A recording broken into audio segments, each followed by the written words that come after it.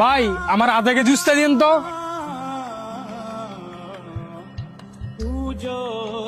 ভাই আপনি ভালো আছেন? এই তো আল্লাহ রাখছে ভালোই। অনেকদিন পরে আইলেন সবজি নিবার লেগা। আচ্ছা ভাই, আপনার সাথে যে একটা বন্ধু হইতো উনি কই? হালকা মুড়া কাটা যে কালো হের কথা কইতেছেন? জি ভাই। হের তো পুরা কপাল, হের কথা আর কইেন না। একটা অ্যাক্সিডেন্টে হের দুইটা হাত হারাইছে। কি বলেন ভাই, কবে? 3-4 মাসের মতো হইব। হের হাত দুইটা হারানোর পরে হ্যাঁ অনেক কষ্টে আছে। ভাই এলার বাড়ির ঠিকানাটা আমার দিতে পারবেন? কেরে তুমি কি হাতে টেবু যাবা না? না তেমন কিছু না।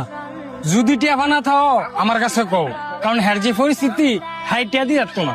ভাই আমি উনার কাছে টেপানা না, বরঞ্চ উনার কাছে আমি ঋণী। ঋণী মানে কিভাবে? তাইলে শুনেন। কেউ লাল শাকের মুড়া কত কইরা? 20 টা মুড়া দিমু। 20 টিয়া মুড়া? আমার 3 মুড়া দাও। এ থাক থাক থাক দিও না। খেরে ভাই লয়ে যান, শাকগুলো অনেক ভালো হইব। আরে মানি ব্যাগ বাসায় রেখে আয়া পড়ছি। আপনি যেহেতু নিতে চাইছেন লয়ে যান, পরে না হয় আমার টেড়া দিয়েন। তুমি কেন সবসময় বউ? না ভাই, এক এক সময় এক এক জায়গার মধ্যে বই। তাইলে তোমার আমি কই পামু? আপনি লয়ে যান, যদি কোনোদিন আমার লগে দেয়া হয় পরে আমার দিয়েন। শুধু কি শাকই বিক্রি করো না আরো কিছু বিক্রি করো? না ভাই, তেমন পুঁজি নাই, এই কারণে শাকই বিক্রি করি।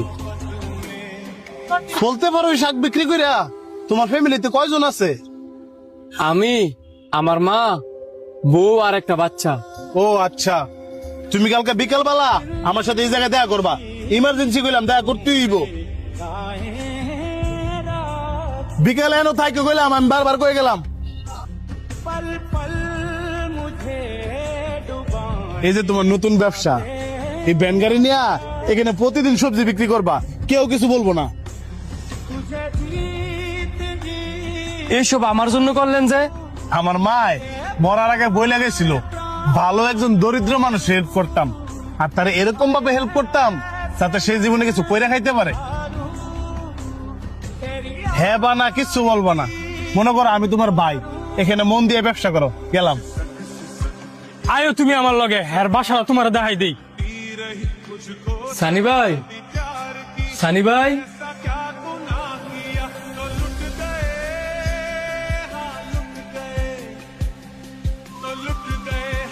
ভাই আমি কিন্তু ফাউনাটিয়া নিতে নাই, আপনি আবার খারাপ পাইবেন না।